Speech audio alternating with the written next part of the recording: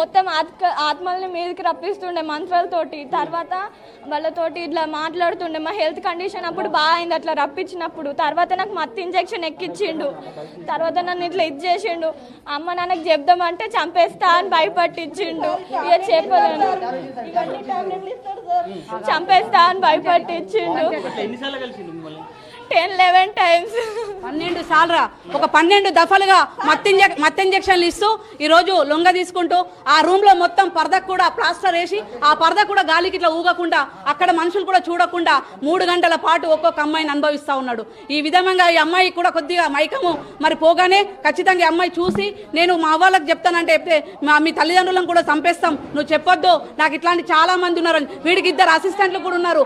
2 అసిస్టెంట్లు కూడా మొత్తం అమ్మాయి పేర్లతో మెడిటేషన్ అని చెప్పి అమ్మాయిలను ఇక్కడ తీసుకొచ్చి ఒక వ్యాపారంలా కొనసాగిస్తూ అత్యాచారాలకు గురి చేస్తా ఉన్నాడు. దీన్ని మేము ఐద్వాగా తీవ్రంగా ఖండిస్తా ఉన్నాము.